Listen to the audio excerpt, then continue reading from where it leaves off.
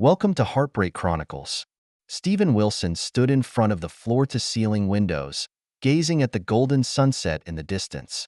His office was located in one of the tallest buildings in the tech park, and at 45 stories, he had a great view of the entire city. Just an hour ago, he had just received notice of his appointment as Vice President of Engineering, a position he had been fighting for 20 years that had finally come to him. He rubbed the coffee cup in his hand, a small smile spreading across the corners of his mouth. At the age of 45, Stephen feels that he has come to the pinnacle of his life. Career-wise, he has finally taken a qualitative leap forward. Family-wise, he has a beautiful and virtuous wife, Charlotte, and a smart daughter, Lisa, who is in high school. Married for 17 years, they lived in the best residential area on the outskirts of town, hosted family barbecue parties every weekend, and were a model couple to their neighbors. However, fate always likes to play a cruel joke on people when they are most pleased with themselves. That night, Stephen decided to surprise his family. He left work early and was ready to go home with champagne and flowers to celebrate. As he stood in the living room, however, he heard an unusual noise coming from the second floor. It was a faint, rhythmic thumping sound, accompanied if anything by a gasp. Stephen's heartbeat suddenly quickened. He eased his footsteps and took one step up the stairs.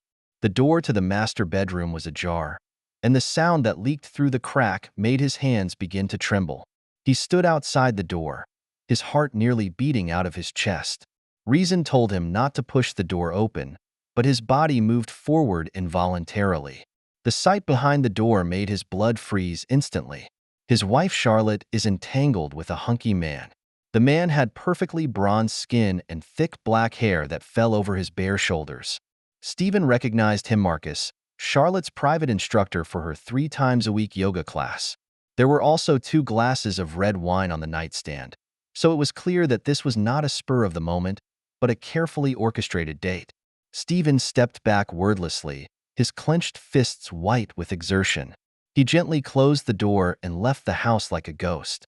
That night, he sat in his office until dawn, thinking over the past few months. Charlotte's sudden increase in yoga classes, the frequent women's friend parties, and the inexplicably high expenses. Over the next few days, Stephen began to watch closely. He noticed that Charlotte's cell phone was always set with a password and never left her side. She often gets messages late at night and excuses herself to go to the balcony to answer the phone. More suspiciously, she began to show unusual concern about the family's finances. The turnaround came on a Sunday morning. Lisa overheard mentioning that she often saw her mom and Marcus in the coffee shop after school talking in secret, and sometimes she would see her uncle Kevin. Kevin is Stephen's biological brother and the CEO of a startup. Stephen remembers that Charlotte did mention investing in Kevin's company a number of times recently, and all of them in significant amounts. The truth is starting to come out. Stephen looked at the family's joint account and discovered that a large amount of money had been transferred to an unfamiliar offshore account. To add to his heartache, he discovered that Lisa's college education fund was also quietly dwindling, having had nearly $400,000 transferred out of it. While rummaging through Charlotte's laptop, Stephen discovers an email that he didn't have time to delete. The contents of the emails confirm his worst suspicions, that Charlotte, Marcus, and Kevin are plotting an elaborate hoax. They plan to use Stephen's new position to acquire more money after his promotion and then move all the assets to offshore accounts. Even more shocking, they even plan to take advantage of Lisa's trust by getting her to sign some documents without her knowledge. Stephen sat in his study, the flash drive full of evidence in his hand, feeling the anger and pain that swirled through his heart. He thought about the 17 years he'd shared with Charlotte, their wedding, the joy of Lisa's birth, every holiday they'd celebrated together. All good memories become ironic and false in this moment. Stephen's eyes grew cold as he looked at the family photo on the bookshelf. He was determined not to make it easy for these betrayers. He will make everyone involved in this conspiracy pay, but everything will be done at his pace. Little does Stephen know at this point that what he is about to uncover is a much larger and more complex network of scams than he ever imagined.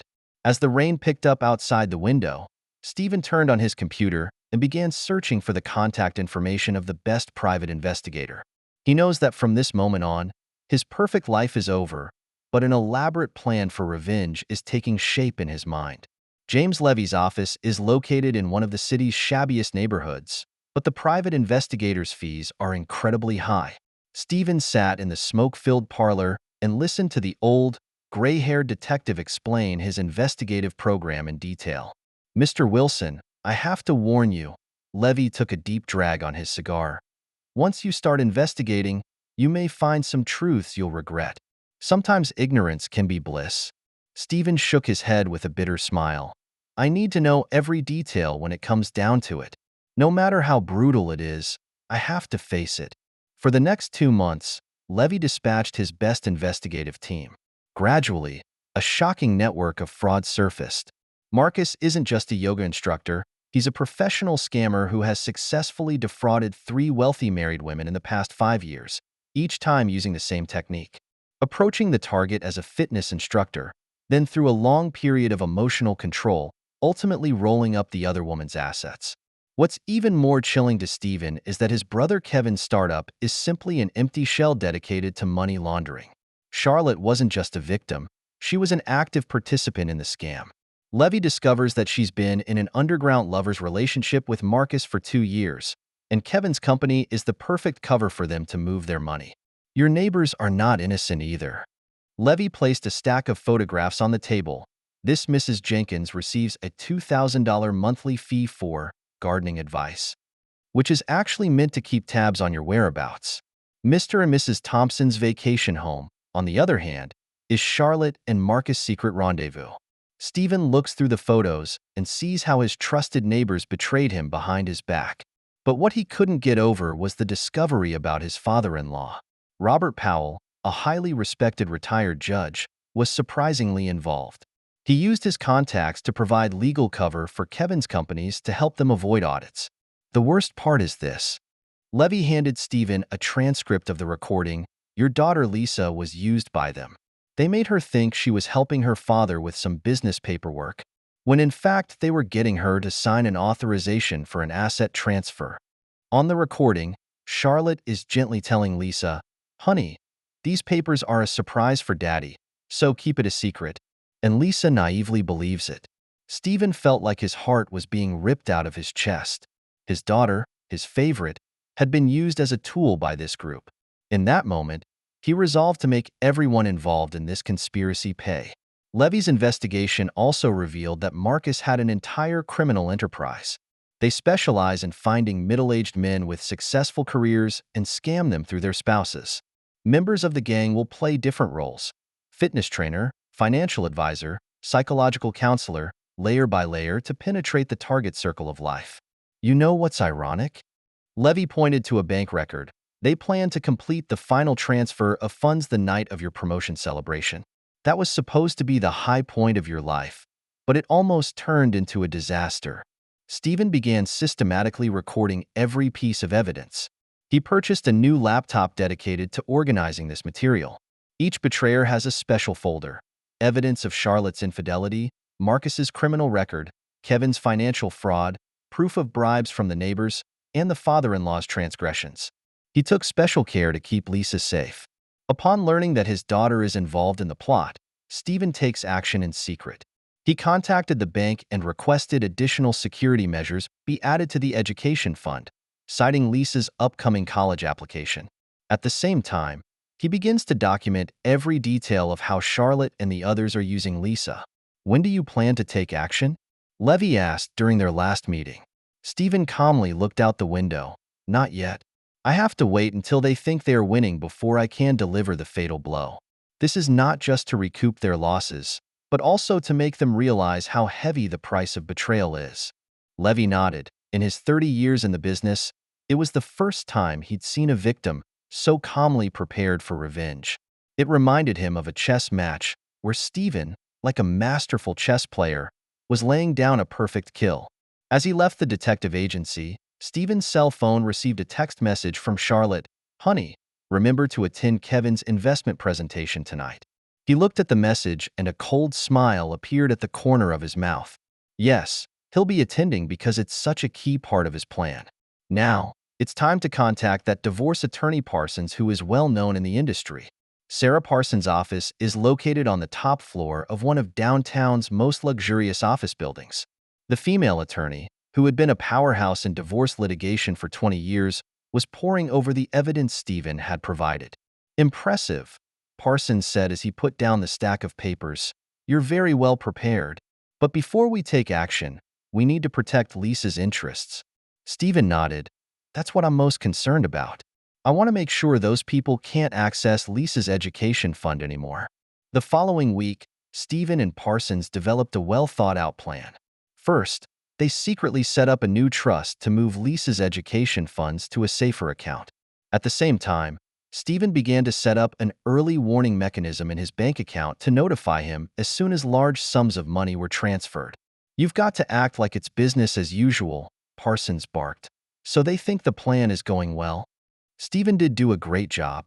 He continues to attend Kevin's investment meetings, maintains his usual gentleness with Charlotte, and even remains poised at weekend neighborhood parties. But beneath the calm surface, his counterattack had begun. The first step came quickly. One night, when Charlotte and Marcus attempt to withdraw $500,000, the banking system immediately freezes the account.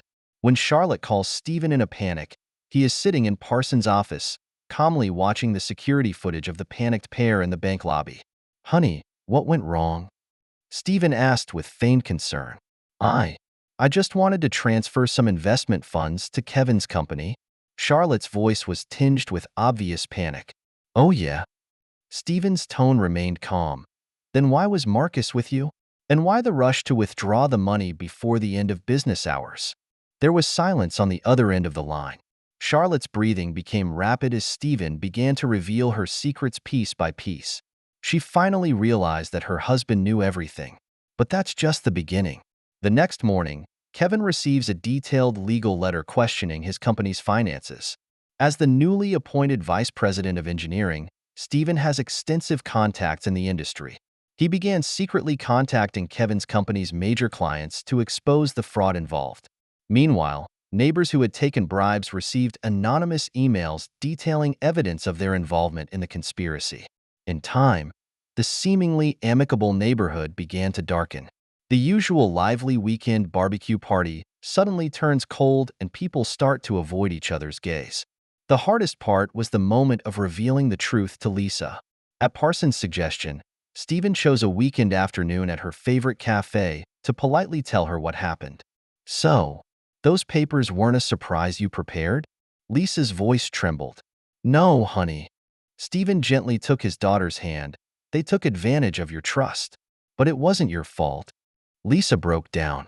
At 17, she realized for the first time the cruelty of the adult world. She remembered the so-called favors, the false smile on her mother's face, and Marcus's deliberate concern. Tears blurred her vision. "That money. My college fund." "Don't worry," Stephen reassured. "I've protected your future. No one will be able to hurt you again." It was while this conversation was going on that Charlotte realized that all of her credit cards had been frozen. Marcus suddenly disappears, and his yoga studio is empty.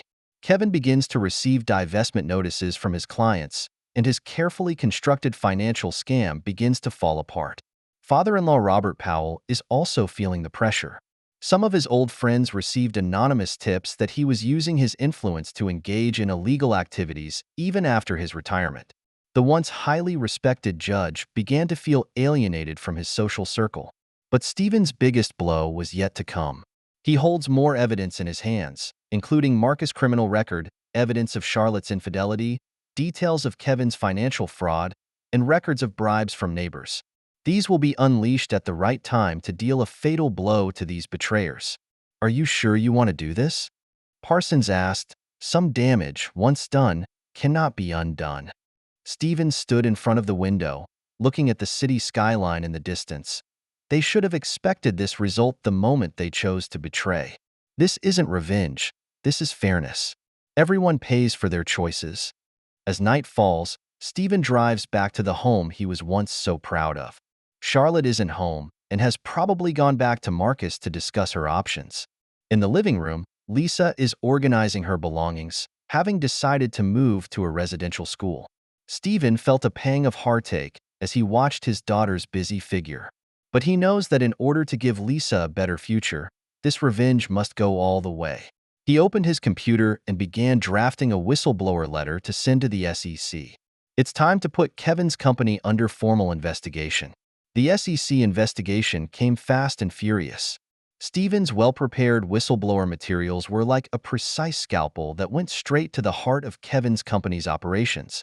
Investigators made a surprise visit to the company's headquarters early in the morning and took away a large number of documents. That afternoon, the company's stock was ordered suspended.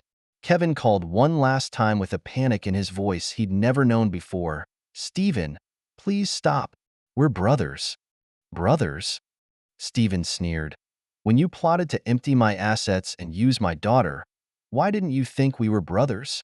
There was silence on the other end of the line. A few days later, the news reported the complete collapse of Kevin's company. Those youthful dreams of towing the line of entrepreneurship are too much to handle in the face of evidence. Investigations showed that 80% of the company's business data was fictitious, and most of the investors' money went to overseas accounts. Meanwhile, the FBI has received a detailed tip about former Judge Robert Powell. The whistleblower materials contain dozens of audio recordings and documents that clearly document how the retired judge used his influence to provide protection from multiple commercial frauds. Every single one of those bribes he took all those years, Stephen checked out. "You know what's ironic?" Stephen told Parsons, "They thought I was just a nerdy engineer who would never find out the truth. They so underestimated the resolve of a betrayed man." Marcus's overthrow came particularly quickly. The private investigator Stephen hired found all the victims of his past scams.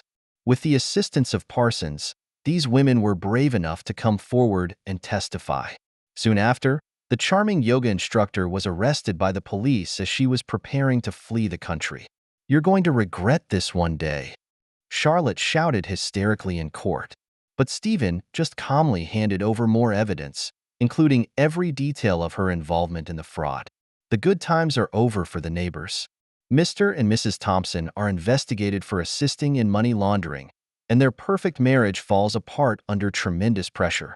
Mrs. Jenkins' husband discovers the monthly bribes she receives and angrily files for divorce. Family after family breaks up, and the once lively neighborhood becomes cold and depressed. "Your plan for revenge," Parsons commented, "is more precise and thorough than any divorce I've ever seen." Indeed, Stephen, like a calm chess player, anticipates his opponent's every move and then breaks them one by one. It occurred to him, ironically, that it was probably thanks to his engineer's mind that he had been able to implement the program so systematically. When Charlotte finally signed the divorce papers, she had lost everything. Marcus is in prison, Kevin's company is bankrupt, her father is disgraced, and all her friends are shunned. Those luxurious lives she dreamed of fizzled out in the face of the truth. "You know what? I used to really love you," Charlotte whispered outside the courtroom. Stephen looked at the strange woman. "No, all you loved was my wealth and status. Now you can finally be your true self." When revenge came to an end, Stephen handed in his resignation. Despite the company's retention and offer of a higher salary, he had decided he wanted a fresh start.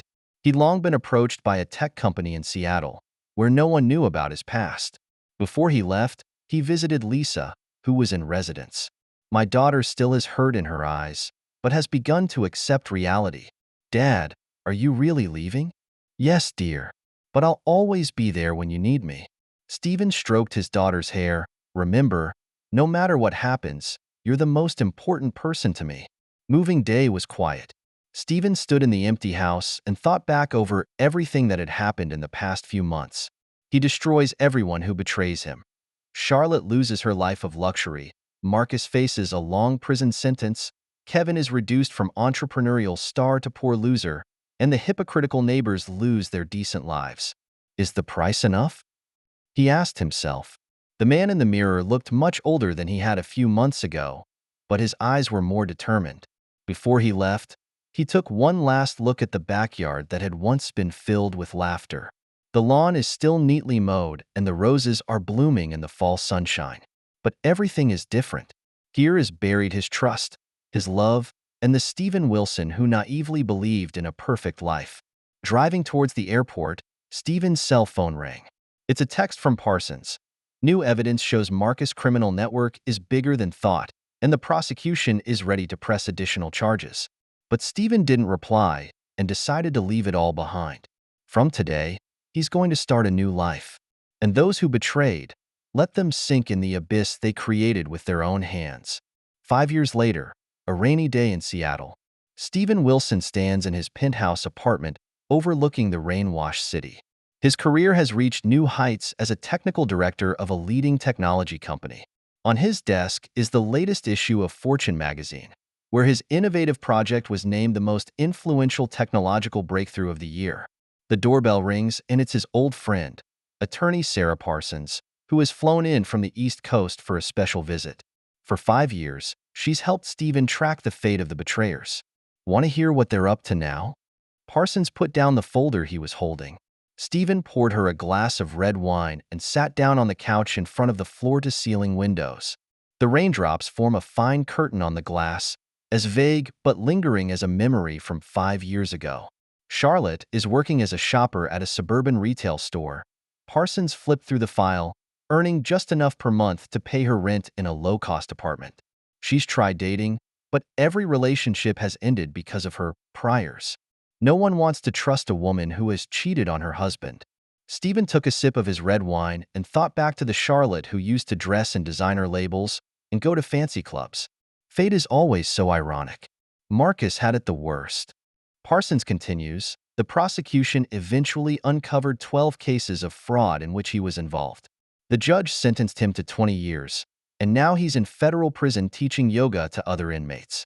The once handsome yoga instructor is now beginning to lose his hair, and his face is covered with vicissitudes. Where's Kevin? That dear brother of yours? Parsons flashed a sneer. He went into huge debt after the company went under. Now works at a used car dealership in Ohio and lives in a trailer. He's trying to get back into business, but no one wants to invest in a former financial swindler. The rain outside the window grew louder as Stephen stood up and poured himself another glass of wine. The saddest thing is your father-in-law. Parsons' voice lowered. Robert Powell suffered a heart attack while under investigation. He survived, but his reputation was shattered. The last days of his life were spent in a nursing home where none of his old friends would visit. He was said to have been saying, "I'm sorry," on his deathbed. Those neighbors? When Mr. and Mrs. Thompson got divorced, the house was sold. They each moved to a different city. Mrs. Jenkins became addicted to alcohol after the divorce and now lives on government assistance. That once happy neighborhood is now an empty murder house district where home prices have plummeted 40%. Stephen went to the window and watched the rain snaking down the glass. His vengeance, like a stone thrown into a calm lake, stirred a ripple that could not be stopped. How's Lisa? That was his main concern. Parsons' expression softened a bit. She's about to graduate with honors at Johns Hopkins Medical School. But, she paused, she rarely returns your messages, does she? Stephen nodded. It was the only regret in his revenge plan. Though he protects Lisa's future and ensures that she can realize her dream of a career in medicine, the gap between father and daughter always remains. She sent me an email last month, Stephen said softly, saying she understood the choices I made back then, but could never forgive me for breaking up her perfect family. She said she'd rather live a beautiful lie than face such a harsh truth. Parsons sighed. It's always hard for kids who go through this kind of change in their adolescence to come out of it. But at least she's doing well, and that's the only victory in your revenge plan. Victory? Stephen laughed bitterly and shook his head. I destroyed all those who betrayed me and made them pay. But at what cost? I lost the only family I had and the ability to believe in humanity. Regret? Stephen was silent for a long time. No, I don't regret it. The moment they chose to betray, they were destined to face this end. I'm just an enforcer, holding each person accountable for their choices. As night fell, the rain finally stopped. Parsons was ready to say goodbye. She had one last flight to catch back to New York. One last piece of news for you. She paused in the doorway. Charlotte filed for bankruptcy protection last week. She mentioned in her letter that she's been dreaming about you every night for the past 5 years. about the perfect family that she destroyed with her own hands. Stephen didn't respond. He closed the door and stood in the empty living room. On the walls hang his new Seattle accomplishments, patent certificates, industry awards, media coverage, but not a single family photo, not a hint of the past. He turned on his computer and saw the latest email from Lisa. She said she was coming to Seattle next month for a medical conference and asked if he wanted to meet. Stephen stared at the screen for a long time before finally returning a single word, good. Perhaps this is the greatest irony of fate.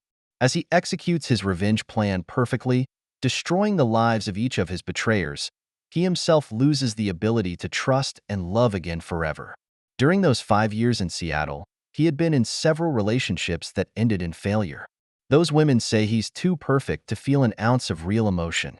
Standing in front of the floor-to-ceiling windows, Stephen looked out at the twinkling city lights in the distance. The engineer who was betrayed 5 years ago is now a ruthless avenger. He got everything he wanted: career, wealth, prestige, and the dismal fate of those who betrayed him. But deep down, he knew that he was actually the biggest loser. Because the price of revenge is the permanent loss of the ability to start over. That's the end of today's story. For more captivating tales, hit subscribe and never miss an episode.